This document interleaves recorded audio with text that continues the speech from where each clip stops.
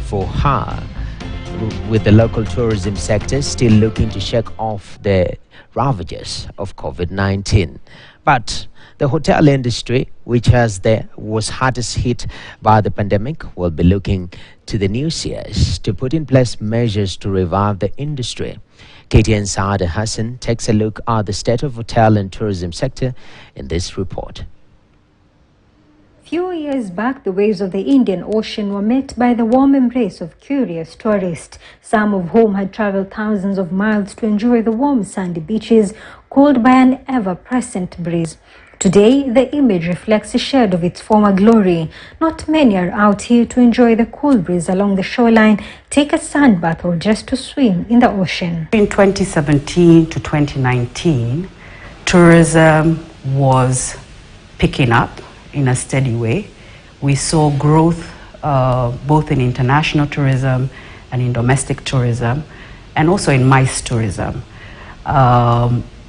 So I would say the hospitality industry was stable and was doing well, of course with a lot of room for growth and still room for improvement. 2020 COVID hit. I don't think we had anticipated how long the pandemic would last. I don't think we had strategies to be able to mitigate such a pandemic. At the height of the pandemic, business owners, especially hoteliers, had to let go of their workers, and some hotels ended up closing shop for good.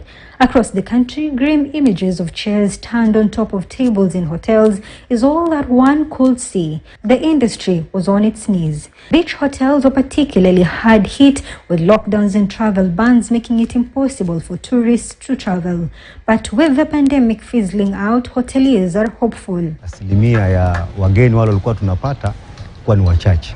Tunapata 30% to 35%. But now nafikiri tunaweza fikia kiwango wa 70 kuendelea. So ni kwamba tuseme kwa sasa tuna matarajio mema, kwa sababu saa hii tunavyoongea ni kwamba siasa tulimaliza, na pia nafikiri rais wetu ule mpya aliyeapishwa ni kwamba saa hii ametekeleza jambo la mawaziri. The tourism sector has come to define the economy of the city of Mombasa, which saw its population struggle to cope during the pandemic. We've had to recover from the famous Kaya Bombo clashes. We've had to recover from the terrorist attack it was in Kikambala. We've had to recover from the shift of the port from Mombasa to Naivasha, and we've had to now recover from COVID. I would say we are a resilient destination. Under the leadership of the former Cabinet Secretary for Tourism, Najib Balala, several steps had been made to promote Kenya under the Magical Kenya brand. According to hoteliers and tourism experts, the incoming Cabinet Secretary has a full-in tray. One thing that she will find from her predecessor is that there are clear strategies that have been put into place. So my ask or my request for her is review those strategies, work with stakeholders who understand the industry, and where she will win is implement those strategies. We're very good at creating documents as a government and as a country. Execution is where we need to improve on. There's areas of looking at our product. Do we have the right product? Has the product developed or evolved into what the new tourism environment looks like? Kenya is also facing stiff competition from neighboring countries with different offerings for tourists. So how can Kenya maintain its competitive advantage? There's a lot of work still to be done. Tanzania, Zanzibar is knocking at our doors. Rwanda is coming up. Uganda is coming up. So we can't afford to be complacent. Atakuwa na wadau wa kujua kwamba nchi zingine za nje zile tuzo mara nyingi sana tunazitazamia, at least awe na utaratibu na awe na uzoefu kujaribu kusakanya hawa wageni.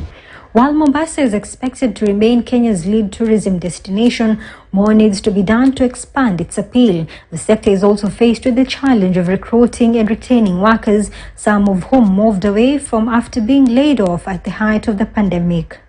We need to change how we train our people in this industry. We need to modernize and add value or upskill them beyond your training to be a waiter, or your training to be a receptionist, or your training to be a cook. We've seen globally people who started, great chefs who started in the hotel industry and now are world-renowned 3-star Michelin chefs. This is just an example of how the hotel industry is bouncing back to its feet after the COVID-19 pandemic. Here, tourists are now coming in, and even Kenyans are now part of those who are making this industry thrive. Saad Hassan, KTN News at Masai Beach in Mombasa County. All right. Thank you very much, Saada Hassan. I see you have some good food right there. Wish I was at the coast, but we are here with none other than CEO of Kenya Association of Hotel Keepers and Caterers, Mike Macharia, joins me on the program. Welcome, sir. Yeah, thank you. I know good food is just one of